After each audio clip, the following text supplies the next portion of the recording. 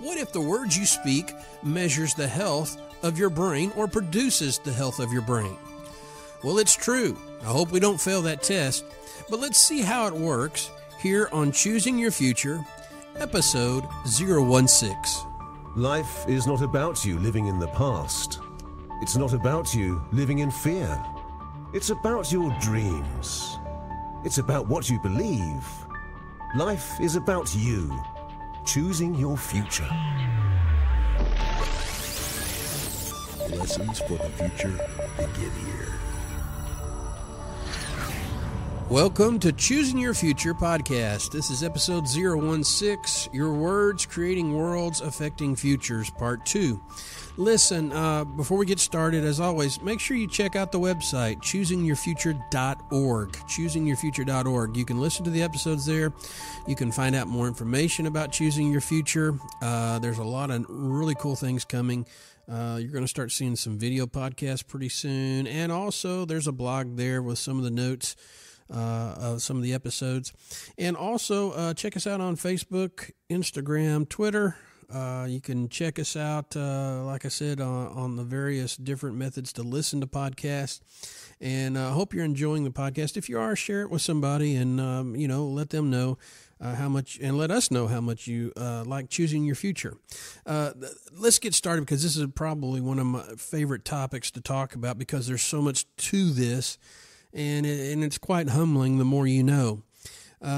We're talking about your words creating worlds affecting futures, and if you listen to the last podcast, you found out how dangerous gossiping is, and how it affects us on so many different levels, and we're going to get into more about gossiping and just the nature of speaking in general. How it affects us scientifically, how it affects us psychologically, how it affects us in so many ways, and of course spiritually. And so I want to continue with this, and we dealt just a little bit about how complaining works. Studies show that during a conversation we complain once every minute. Now, that's kind of really hard to believe. Matter of fact, some people say, I don't believe that. Well, do you realize when you complain so much, you don't even realize you're complaining? And there's a scientific method to this, believe it or not. But imagine this, that every conversation that you have, whether at work, whether at play, even at church, your synagogue, wherever you go, you most likely are complaining every minute in a conversation. Think about it. It could be something as simple as complaining about the weather. It could be something as simple as complaining about, how long it took to get here, or, the drive over, whatever the case may be. The thing is, you may think, well, that's not a big deal. The problem is complaining leads to other complaining. What starts out being complaining about weather or your trip eventually leads to complaining about other people, eventually leads to complaining about your life, eventually leads to complaining about everything in your life. And that's where complaining becomes very dangerous in our conversation. So this is the problem. Complaining is now a part of how we communicate. If the study is true, which I believe it is, especially if you start paying attention to conversation, I mean, it's so sneaky. I mean, before you know it, you're like complaining. It's like, oh, wow, I didn't realize I was complaining until just then. And if you start paying attention, you'll figure out this study is true. But what's so dangerous is now complaining is a part of our everyday life. If you listen to the news media on a continual basis, I dare you to find positive things. Commentators and news media people, and we don't have many reporters anymore. We just have commentators. And if you listen to commentators, normally a commentator may be on anywhere from 3 to 5 minutes in an interview. There is constant complaining for 3 to 5 minutes. Then the next commentator comes on, 3 to 5 minutes. Constant complaining. The next commentator, 3 to 5 minutes, constant complaining. Before you know it, your news world is 24/7 is now filled with constant complaining. No wonder we have such a negative outlook on everything. And the crazy thing about it is most news reporting is gossip, if you really want to think about it. It's something we heard somebody say, or something. Very, very few news today is deal with factual information. No matter what side of the fence you're on, don't say your side is not guilty of it, because guess what? Your side is guilty of it, and even the middle is guilty of it. But it's not only in news, it's in education. There's constant complaining in education. When you go to church, there's constant complaining. When you go to your synagogue, if you're not careful, you get out of synagogue, you feel pretty good, and next thing you know it, you're standing outside, you're talking about something, next thing you know, you're complaining. This is how dangerous complaining is. And so what you have to understand is if we are complaining every minute in a conversation, then that means that our constant communication is more about complaining than it is about not complaining. It's more about complaining than being thankful, more about complaining than finding the positive, more about complaining than finding things that are of good report. We alluded to this scripture, Paul said, whatever things are pure, whatever things are just, whatever things are praiseworthy, whatever things are of good report, not complaining. Meditate, think on these things, because it's those things that start developing a more positive speech of a higher frequency. And if you listen to the last episode, you know what I'm talking about, of a higher frequency. And all of a sudden, your whole life becomes more optimistic. Things become more hopeful. Because why? We are thinking about what's right, not what's wrong. I'm not saying live in denial, but when you see a problem, what's right about this problem? What can be fixed? How can it be fixed?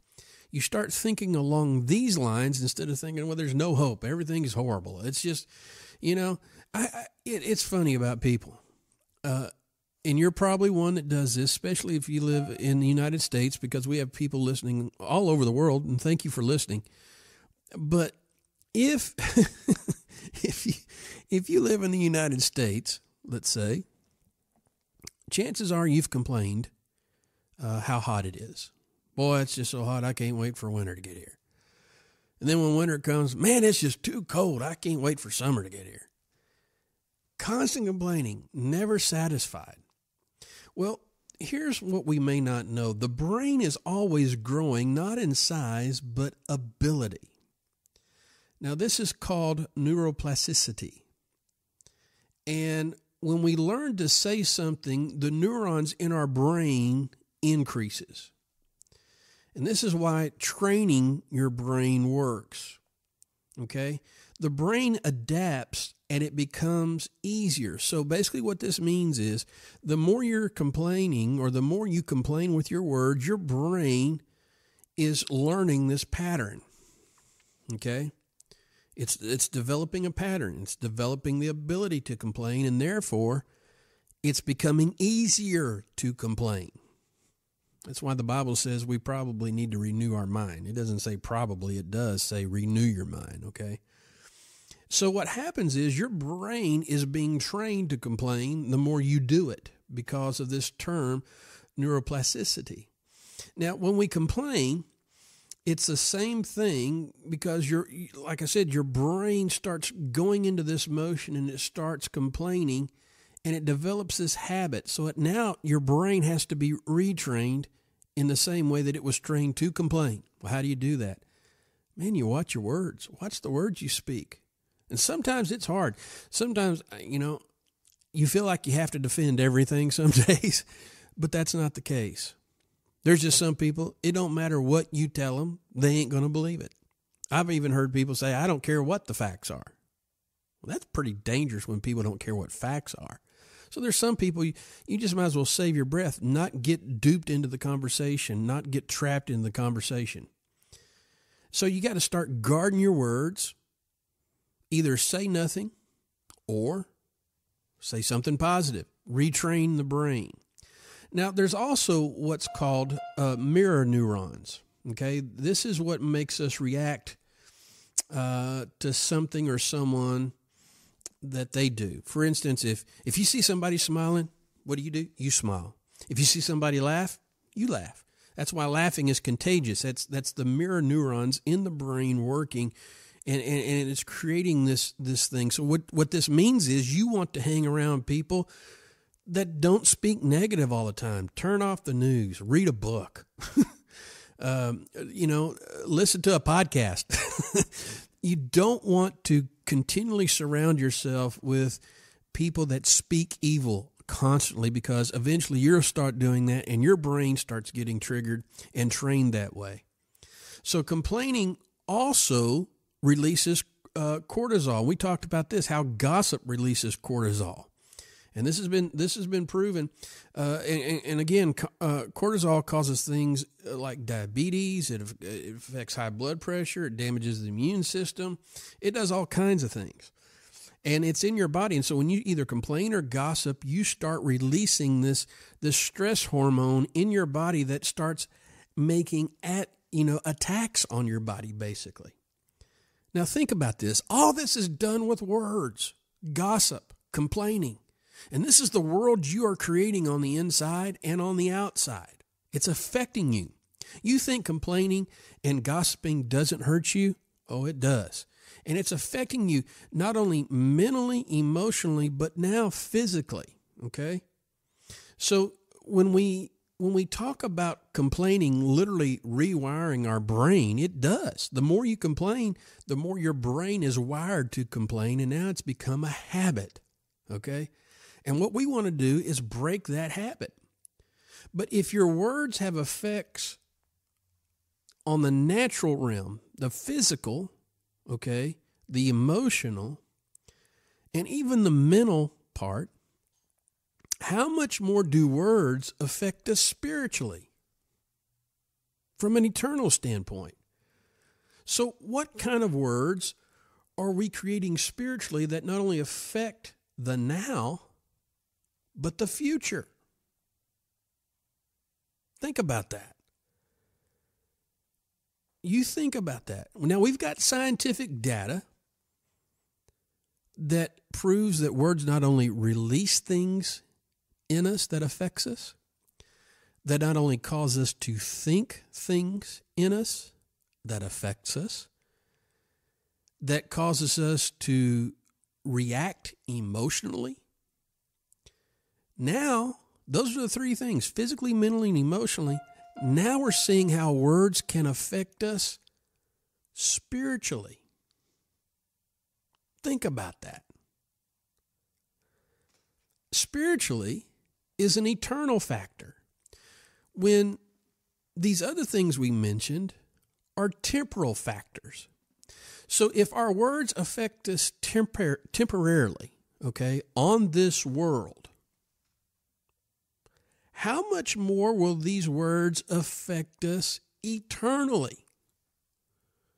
Now, this is where things become a little bit more serious, to the point that gossip and that complaining, that lie, or whatever the case may be, that's negative speech, we're seeing the effects mentally, emotionally, and physically. Now we've got to really start taking this to heart, that it is affecting us even longer term. Much longer. You don't get any longer than eternity. That's where things become really dangerous, important. And now we understand that we're not just human beings just hanging out here. We have a creative power, and that power is with words, which means we have a responsibility to encourage, to love, to edify, to think on things which are pure, just, praiseworthy. What are you going to create with your words? Thank you for listening to the Choosing Your Future podcast. For more information, please visit choosingyourfuture.org. That's choosingyourfuture.org.